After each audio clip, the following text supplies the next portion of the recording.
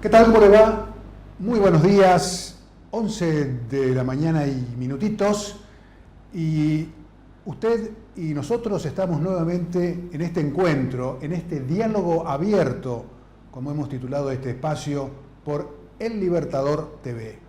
Como ya lo sabe, puede usted vernos todos los miércoles y viernes en este canal de YouTube que justamente usted ingresa a YouTube, El Libertador TV Corrientes, y allí nos puede ver en directo en este momento, y luego a partir de las 20 horas se reitera las entrevistas que realizamos todos los miércoles y viernes en este horario.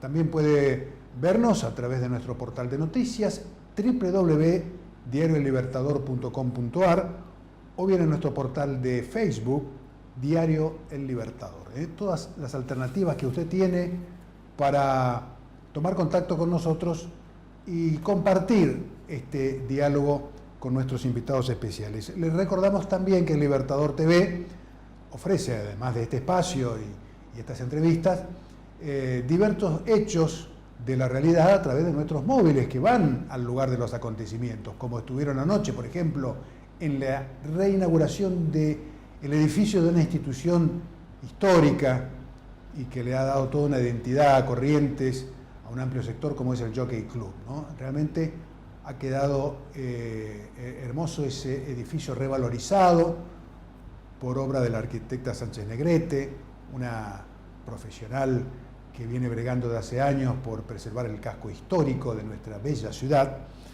Así que una obra realmente que merece la pena ser destacada. También, por supuesto, como ya lo estamos haciendo, podrá ver nuevamente, si no tuvo oportunidad de hacerlo, en nuestra sesión de la Cámara de Senadores, como así también hacemos la de diputados, y entrevistas o diálogos o notas en su lugar de trabajo que hacemos con legisladores. En esta oportunidad a las 20 usted podrá ver el diálogo con la senadora Carolina Martínez Llano, que nos habló de diversos temas, entre ellos una cuestión que también vamos a tocar hoy seguramente, que es la de la reforma del Código de Procedimiento Penal de la provincia, así como la creación de juzgados de familia, como propuso la senadora, y otras cuestiones de interés.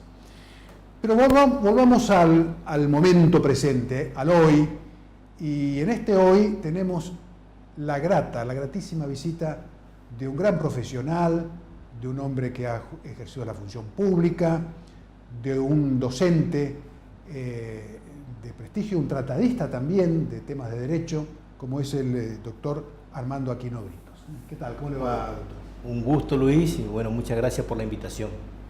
Muy bien. El doctor Aquino Britos tiene 55 años, ha nacido en Curuzú, Cuatiá, está casado, tiene 3 hijos, y bueno, a él le gusta definirse como constitucionalista. Básicamente es un gran estudioso de nuestra Constitución nacional y provincial, fundamentalmente. Y luego también, bueno, como docente, profesor de Derecho Constitucional, de Derecho Penal, ¿no? Derecho Procesal Constitucional y de Derecho Político. Derecho Político. ¿Hace cuántos años que ejerce la docencia? Y desde el 88, 89 en realidad, ingresé formalmente con un cargo designado. Claro. Y además, bueno, ejerce la profesión también, ¿no? Obviamente. Sí, por supuesto, de ambas cosas se vive. Claro, muy bien. Bueno, también, bueno, ejerció la función pública, fue dirigente político. ¿La política cómo anda? Y un poco alejado, yo creo que, bueno, de la función pública hemos hecho un paso. La actividad política fue demasiado intensa, muy fructífera en determinadas cuestiones y un tanto apesadumbrado por los momentos actuales, pero fructífera porque cuando a mí terminé el servicio militar, terminé el conflicto de Malvinas, volví a estudiar y abracé con ansias la recuperación democrática a través de Raúl Alfonsín. Creo que hemos logrado coronar una epopeya nunca vista en el mundo, donde por medio de la sola legitimidad de la soberanía popular se logran tantas cosas. Bueno, esto se hizo por el liderazgo incomparable de Raúl Alfonsín. Un gran líder de los que no se repite muy seguido, ¿no? No solamente esa eso, personalidad liderazgo en todo sentido, liderazgo moral, liderazgo intelectual y liderazgo hasta físico, digamos, cuando fue capaz de afrontar determinadas cuestiones donde estaba en peligro hasta su propia vida. Pero además, Luis, nosotros somos parte de una generación donde teníamos que conquistarle estos derechos a la dictadura.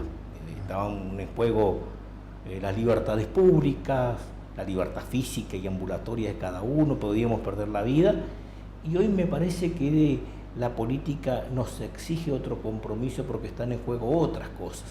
Lo que antes era la dictadura y la conculcación de los derechos más elementales, hoy creo que el problema estructural es la corrupción, una alianza que se da solapada entre los funcionarios públicos que desertan de la función encomendada por la sociedad, cometen la actitud de felonía con la soberanía popular que el pueblo le encomienda y se alían con empresarios cuando no son empresarios devenidos en políticos, los que llevan adelante la empresa de la cosa pública, donde claramente hay distinción de roles porque hay una finalidad distinta, porque hay un compromiso distinto, pero aparecen en un extraño maridaje y que tenemos como resultado la corrupción en todos los niveles, en todos los partidos, dicho sea esto, para que no parezca como que uno carga la tinta sobre algún sector determinado, no, en todos los partidos políticos,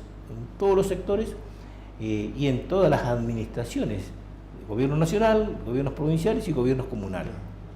Bueno, toda esta historia que usted nos cuenta ha venido ejerciendo el derecho como profesión, pero también el derecho como reflexión, ¿no? A través de la docencia y a través también esas reflexiones las ha volcado, las ha plasmado en textos que hoy se pueden acceder. Siempre usted está trabajando en eso y me comentaba fuera del micrófono que está trabajando también en un nuevo libro donde, entre otras cosas, ha reflexionado sobre el aspecto punitivo, ¿no? De nuestro Código Procesal Penal, de nuestro Código Penal.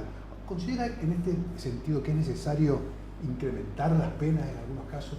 En algunos casos hay que incrementar las penas, en otros hay que... Es decir, yo creo que los delitos de corrupción deben ser declarados de lesa humanidad.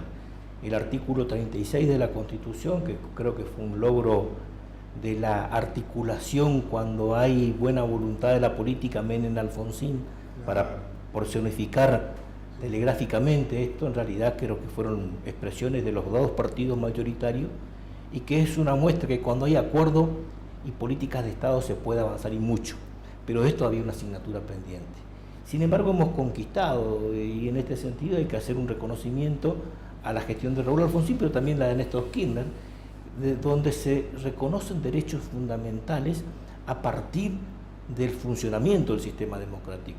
Lo que antes era el divorcio vincular y la patria potestad compartida, fue después una playa de derechos en el ámbito del reconocimiento a la mujer, desde el sufragio, pero también después de este verdadero flagelo que es la trata de blanca y todo, que se puso de relieve y se sancionó con mucha fuerza, y hoy aparecen estas cuestiones de género que creo que ameritan un abordaje especial, como por ejemplo el femicidio y toda la cultura ancestral del autoritarismo y el machismo, que tenemos que erradicarlo y únicamente se erradica con cultura, con el ejercicio de los derechos, y bueno, esto hemos conquistado. Ahora, los periodistas tenemos una forma de escribir algún hecho policial y lo decimos crimen pasional, ¿no? Y en realidad estamos distorsionando como pasional. Es como que se atenúa, parece el crimen diciendo... No, al contrario.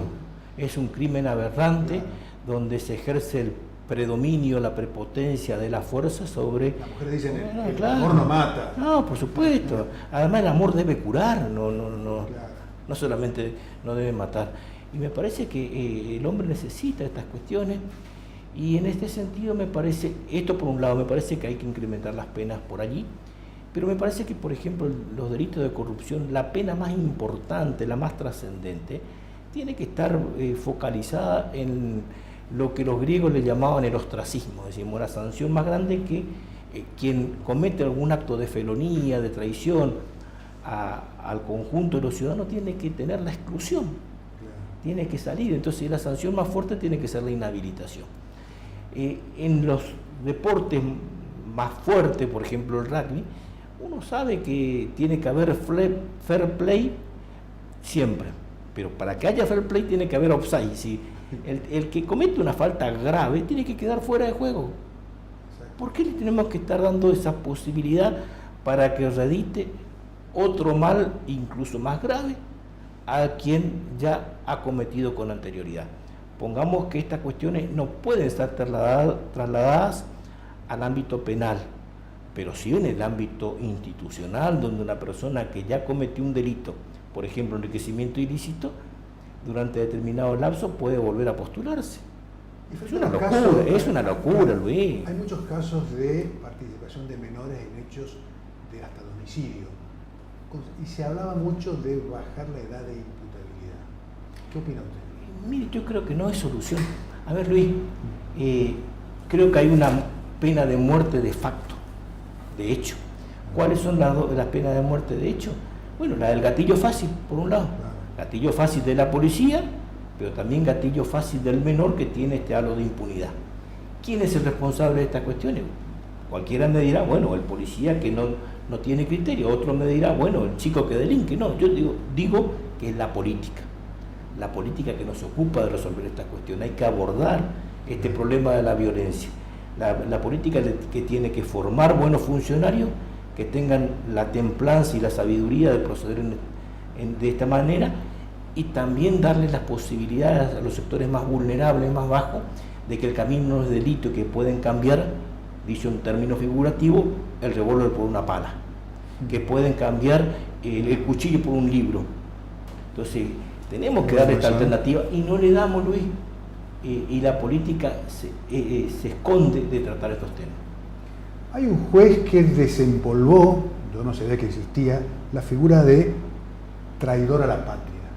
¿Qué dice nuestro derecho penal? No dice, ¿Hay algo explícito en ese sentido? Cuando se le imputó a Cristina Kirchner, me parece que fue una ligereza. Yo saqué un artículo en la revista La Ley, donde decía, hablaba de la traición a la patria en clave constitucional. ¿Por qué? Claro, por el acuerdo con Irán, creo que era. Claro, porque la traición a la nación, como le imputaron a la expresidenta, únicamente se da en un contexto de guerra, donde tiene que haber una situación bélica y donde aparece la palabra enemigo, y dice puntualmente, creo que el 119 de la Constitución, únicamente será considerado traición a la nación aquel que se presta a sus enemigos ayuda o socorro. Y en este caso no ocurrió. Primero, que no había cuestión bélica, y segundo que no hubo este problema. Esa es traición a la nación, es el único hecho que aparece tipificado en la Constitución. Y es muy importante esto. ¿Por qué? Porque la Constitución le fija un límite con esto al Poder Judicial y también al Poder Legislativo. Al Poder Legislativo porque le tipifica la acción, y al Poder Judicial le dice, vos no te podés perseguir a él que cometió el delito, pero nunca a sus hijos o a sus padres, ni a ningún familiar. Entonces le fija el límite, es una garantía. En tanto que el artículo de 29 y 36 de traición a la patria, antes lo cometían los funcionarios públicos que hacían la concesión de los llamados poderes tiránicos, esto es, darle el legislador facultades extraordinarias al Ejecutivo, o la suma del poder público, donde también el juez le decía al Ejecutivo, vos podés gobernar y hasta resolver cuestiones judiciales. Este fue un valladar que tuvo el artículo 29, y se amplía después para todo lo que atenta contra el orden constitucional y el sistema democrático en el artículo 36. Aparece felizmente un artículo todavía no abordado con la profundidad que tiene, resistencia a la opresión, y aparece obviamente que también atentará contra el sistema democrático, que el que comete un delito de enriquecimiento ilícito doloso, de que obviamente únicamente puede ser un funcionario público. Toda esta cuestión aparece, digamos, todavía es materia de investigación, de análisis y de profundidad, porque no nos estamos dando cuenta, pero así, dicho en términos figurados, aparecen los escándalos de un itinerario, un raíz delictivo establecido en cuadernos, pero al mismo tiempo también vemos que con el manejo de una sola resolución, sin que se seque la tinta de una impresora, bueno, aparecen que hay un descomunal transferencia de ingresos públicos a algunas empresas privadas vinculadas a funcionarios en actividad o que estuvieron en actividad. Lo de Aranguren con Shell fue escandaloso. Claro. Lo de los Panama Papers fue escandaloso.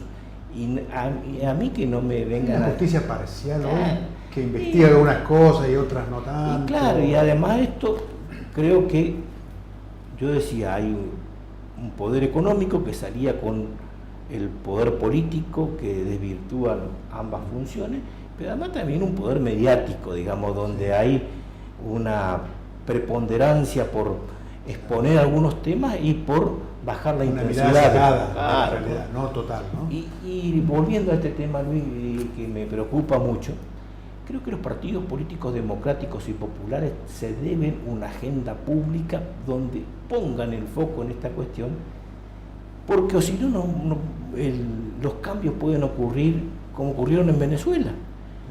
Viene por el lado del autoritarismo y también del autoritarismo de la plutocracia, como apareció en Italia con Berlusconi. Claro. Y después entonces el mal no es que termina, se agrava, porque además de destruir el sistema de partidos políticos en Italia, aparece después en una concesión de reconocimientos legislativos que aparecen como una suerte de un privilegio irritante, cuando no de impunidad para Berlusconi y su banda. Entonces esto me parece que tenemos que poner a discutir seriamente en la mesa estas cuestiones. ¿Y por qué no quiere la clase política? Y bueno, porque pierde privilegio. A veces es parte del problema. Claro, ¿no? Sí, por supuesto. Entonces yo creo que la contribución que hacen ustedes como periodistas, poniendo el acento de la crítica en estas cuestiones, bueno, le va a hacer despertar conciencia, y la mejor conciencia que puede despertar es la del pueblo. Bueno, estamos conversando con Armando Aquino Britos, con el profesor Armando Aquino Britos, como a él le gusta definirse en estos momentos, por la importancia que tiene también transmitir a los jóvenes estas cosas. Y de hecho está ejerciendo casi como un maestro aquí en nuestro programa, porque nos está ayudando muchísimo a reflexionar sobre todas estas cosas. Vamos a seguir reflexionando, pero ahora le propongo una breve pausa para que usted se tome un mate, un cafecito, haga alguna necesidad, y luego sí, seguimos en esta segunda y última parte de este diálogo abierto con el profesor Armando Aquino Britos. Ya volvemos.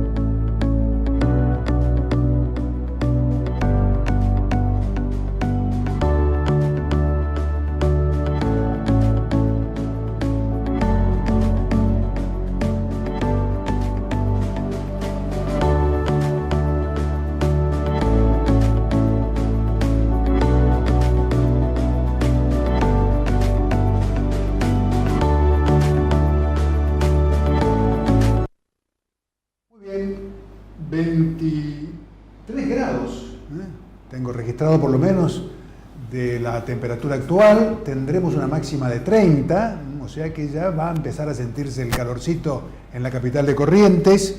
Usted nos puede ver, como lo está haciendo ahora en directo, a través de nuestro portal de noticias www.diarioellibertador.com.ar o bien en nuestro sitio de Facebook, Diario El Libertador Corrientes, o por nuestro canal de YouTube, El Libertador TV Corrientes. Todas las plataformas o alternativas que tiene para seguir nuestros programas. Esta noche a partir de las 20 también podrá volver a apreciar este diálogo que estamos sosteniendo con el profesor Armando Aquino Britos, y además lo que ocurrió anoche en el Jockey Club, en el remozado Jockey Club de nuestra capital, entrevistas como a la senadora Carolina Martínez Llano y otros temas que también les ofrecemos a través de El Libertador TV, las habituales sesiones que transmitimos para ustedes las cámaras de diputados y de senadores, y cada vez más vamos agregando alternativas, propuestas a través de El Libertador TV. Y ahora en esta segunda parte y última ya con nuestro invitado de hoy, un hombre que estudia el derecho fundamentalmente en los aspectos penales, y usted en algún momento apuntó sobre una suerte que estamos viviendo, y sobre todo lo que decía en el bloque anterior, una especie de estado de cleptocracia, ¿no? ¿A qué se refiere con eso, en esta asociación, ¿no? Rara. Da al gobierno de los ladrones, que hay por allí una suerte de articulación de verdaderos aparatos de poder, como tenía el régimen nazi, digamos, donde hay un hombre fungible, que puede ser cualquiera, y un hombre de atrás que es quien diseña y maquina estas cuestiones, que se dan los grupos dentro de determinado gobierno, lo que no quiere decir de que un partido político sea una asociación ilícita, pero que en el gobierno de hecho se transforma, y donde por ejemplo el jefe puede tranquilamente ser el secretario del ministro, no precisamente el ministro, pero la articulación de grupos bien distintos a los grupos burocráticos legalmente constituidos que conforman la planta estatal. Y esto, Luis, es una realidad. En México hay problemas similares, en Colombia también, pasó en Brasil, nos pasa en la Argentina, aparecen episodios no de una suerte de cleptocracia, pero sí de gobiernos con fuerte incidencia de la corrupción en la perturbación del manejo estatal. Pero por ejemplo estas cuestiones donde hay liderazgos populares de alta sensibilidad, estas cosas no ocurren, por ejemplo. Y el ejemplo paradigmático de que se puede ser político, sensible, popular y honesto lo tenemos en Uruguay, claro, con Pepe Mujica. Y nosotros en la Argentina tuvimos una suerte de Mujica que no era tan hablador como don Pepe, que la verdad que es un gusto escucharlo, pero lo tuvimos a Ilia. Y dejamos que... Claro, y Alfonsini. Y dejamos que estas personalidades, es más, las expulsamos nosotros. Entonces, tenemos que hacernos cargo de esto. También, si la clase política es tal vez el principal problema, pero también nosotros somos parte de este problema, porque no estamos reclamando lo que nos corresponde, nuestros derechos. Cada ciudadano debe saber que tiene un derecho, una parte alícuota de la soberanía popular, y tiene que reclamar por ella. Interesante, es una verdadera invitación a participar de la ciudadanía también en todas estas cosas y no mirar como un mero espectador, y tener también una mirada y una lectura crítica a veces, ¿no?, de la información que damos a través de los medios, ¿no? En todo este contexto, con todas estas cosas que usted está observando, ¿es necesaria en Argentina una reforma política? Sí, sin duda.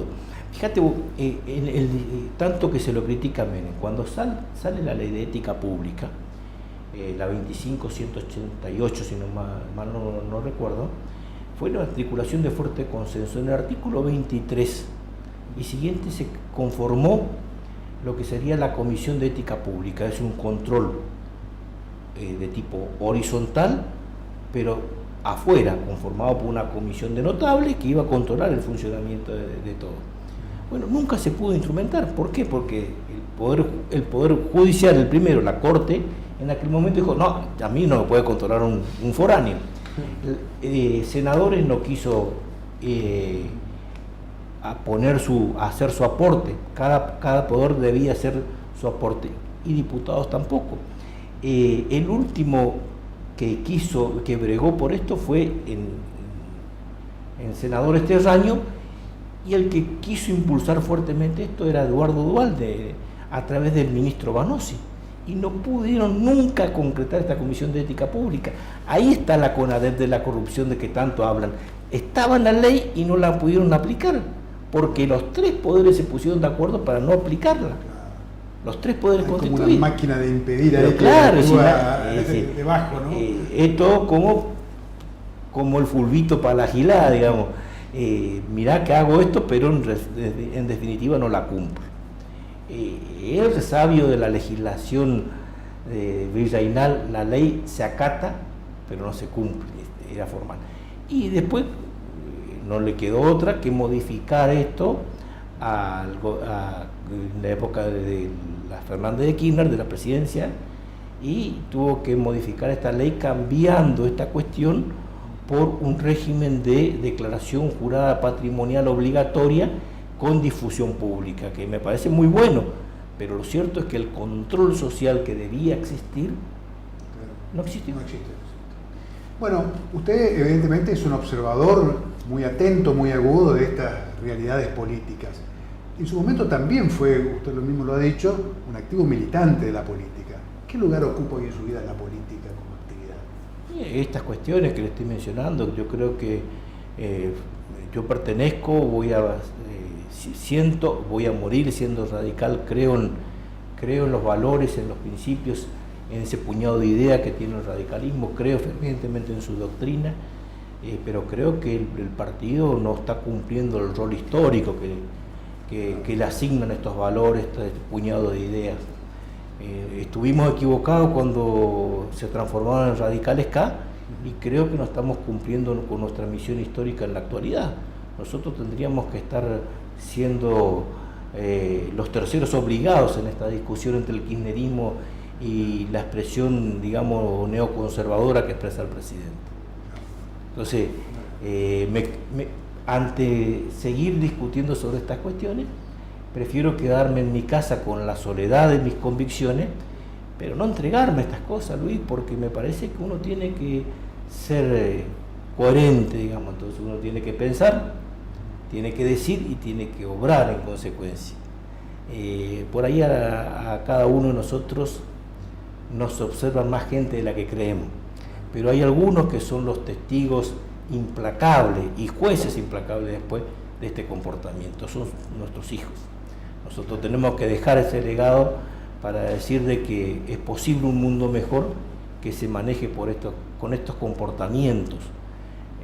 Moisés Levens, un dirigente de enorme valía, muerto prematuramente, de la Unión Cívica Radical, decía: hay que tener doctrina para convencer, pero conducta para que te crean. Bueno, esto vale para la política, pero también para la vida. Interesantes reflexiones que nos acerca Armando Aquino Britos. Y ahora yo le voy a proponer dejar un poco de lado su rol de abogado, de doctor, de tratadista, y volver a recordar algo que él mismo mencionó al comienzo, que es aquel Armando Aquino Brito, soldado, combatiente en Malvinas, ¿no? ¿Qué le queda de esa experiencia personal y qué significa Malvinas hoy, como reflexión? Creo que primero yo tengo que estar agradecido a la vida que pude protagonizar hechos donde toda nuestra sociedad tenía algo para reclamar, es decir, Malvinas, la recuperación democrática, todo. Entonces no estuve como general, sino como soldado. No fui Alfonsín, pero la acompañé a Alfonsín. Entonces creo que es un un acontecimiento que es digno de recordar. Primero que tenemos una asignatura pendiente. Creo que nosotros tenemos que volver a recuperar el suelo patrio por medio del derecho. El camino es el derecho internacional. El camino es, se transitó con Ilia, se logró con Ilia cuando nosotros fuimos antes del que empiece técnicamente el conflicto bélico. Estaba yacimientos carboníferos fiscales, el aeropuerto era compartido, habían vuelos regulares y comunicación fluida entre las islas y el continente. Y el retroceso que hemos dado por la impericia, digamos, diplomática fue enorme. Y el costo de las vidas y los traumas humanos es peor. Entonces, cuando todos los muchachos por ahí dicen, bueno, volver a través del derecho. ¿A quién se le ocurre la locura de empezar a dar los tiros? Nosotros creo que la cuestión es que explicarla en estos términos, no renegar de lo que puede ser una justa petición de nuestros derechos soberanos, pero hacerle ver al mundo que la vía no es la violencia, que la vía es el derecho. Y uno encuentra fortaleza cuando tiene la verdad y cuando obviamente no pierde la dignidad. Nosotros perdimos el norte en la verdad y fuimos indignos en algunas cuestiones en esta materia. Muy bien, interesante reflexión. Para terminar esta entrevista, veo que tiene unos apuntes ahí. Creo que hay un tema que se está debatiendo en el ámbito legislativo, que es el de la reforma de nuestro Código de Procedimiento Penal. Yo no sé, participa la Facultad de Derecho, no sé si usted fue consultado en algún momento, si le pidieron que acerque algunas ideas. ¿Cómo está viendo este debate? En realidad nosotros discutíamos varias cosas cuando yo fui legislador. Primero fui constituyente, digamos, en la reforma del 2007 y después legislador.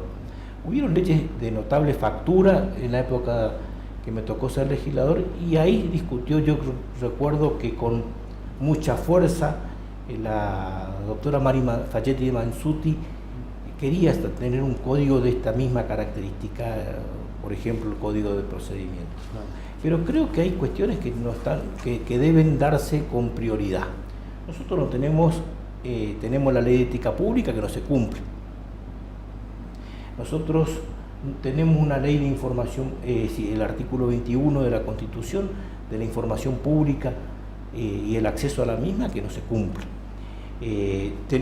No tenemos Fiscalía de Investigaciones Administrativas, vale decir, 3 cuestiones que hacen a la transparencia y en la lucha contra la corrupción que no se cumplen, que son asignaturas pendientes de los gobiernos de turno. A caballo de eso no se cumple la división del Ministerio Público. También, claro. Entonces, con sentencia de la Corte, con sentencia del Superior Tribunal que ordena cumplir la sentencia de la Corte y que hacen 12 años, sí, o por lo menos 10 años. Y está en la Constitución esa división. Y que está ahí como para que se cumpla y no se cumpla. Y no se cumple, digamos. Claro. Luis, es un escándalo que la sentencia de la Corte tenga casi 5 años y no se cumple. Es una locura.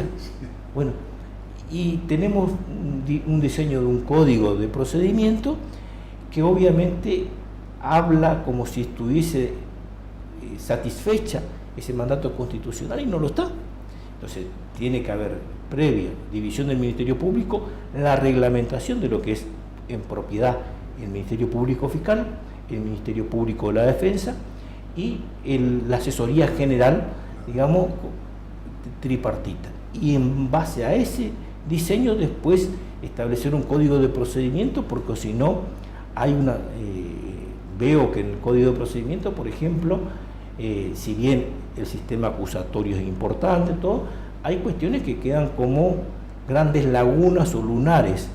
Por ejemplo, se le da mucha preponderancia y participación al fiscal sin tener en cuenta que hay que preservar la igualdad de armas entre quien acusa, el órgano acusador y el defendido, y la defensa en primer lugar.